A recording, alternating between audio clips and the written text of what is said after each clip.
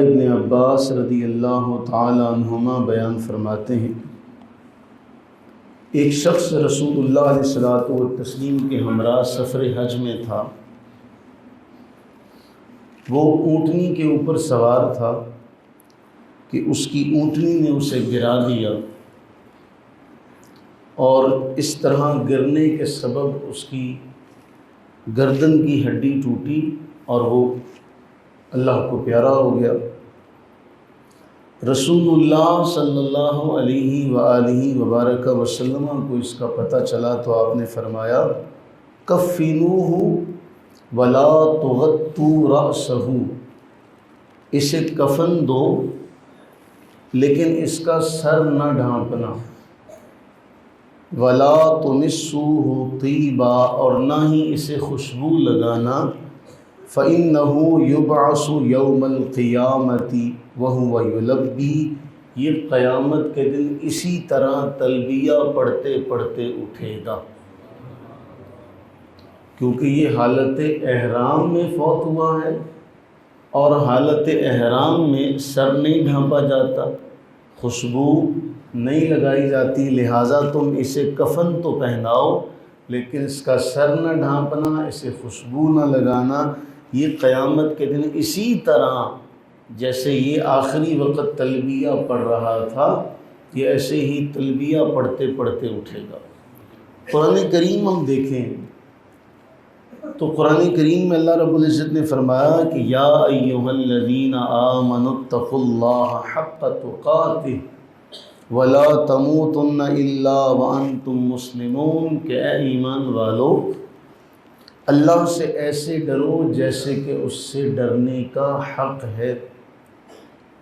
ولا تموتن الا وانتم مسلمون، اور تمہیں موت نہ آئے مگر اس حال میں کہ تم مسلمان ہو۔ تمہیں موت کس حال میں آئے کہ تم مسلمان ہو۔ رسول اللہ علیہ السلام کی ایک دوسری حدیث میں آپ علیہ السلام نے فرمایا کہ جب چور چوری کرتا ہے تو اس وقت وہ مومن نہیں ہوتا، جب بدکار بدکاری کرتا ہے تو اس وقت وہ مومن نہیں ہوتا۔ رسول اللہ علیہ السلام نے فرمایا، من غشنا فلیس منا، جو دھوکہ دے وہ ہم میں سے نہیں ہے۔ اگر ان حالتوں میں کوئی شخص مر جائے تو پھر اس کا ایمان اس کے ساتھ ہوگا۔ اگر ایسے عالم میں کوئی مر جائے تو پھر جب وہ کل قیامت کے دن اٹھے گا تو جو کام کرتے ہوئے وہ اس دنیا سے گیا ہے اسی طریقے سے وہ اٹھے گا۔ تو پھر ہم میں سے کسی کو بھی یہ علم تو ہے نہیں کہ ہم میں کب کس کو کہاں موت آئے گی، تو ہمیں پھر اس حدیث کے مطابق اپنے ایمان کی ہر لمحہ اور لحظہ حفاظت کرنی چاہیے، بچنا چاہیے ہر برے کام کو کرتے ہوئے کہ کہیں یہ کام کرتے ہوئے ہماری موت آ گئی تو پھر ہم یہی کام کرتے ہوئے اٹھیں گے، اسی کام کو کرتے ہوئے ہماری موت آ گئی تو یہی کام کرتے ہوئے کل ہمیں اٹھایا جائے گا۔ تو اگر ہم نماز پڑھنے میں اپنا وقت گزاریں، عبادت کرنے میں اپنا وقت گزاریں، تو کل ہم جب اٹھائے جائیں گے تو بھی عبادت ہی کر رہے ہوں۔ تو اللہ سے یہ دعا کرتے ہیں کہ اے باری تعالیٰ، یہ خیر کا وقت ہے،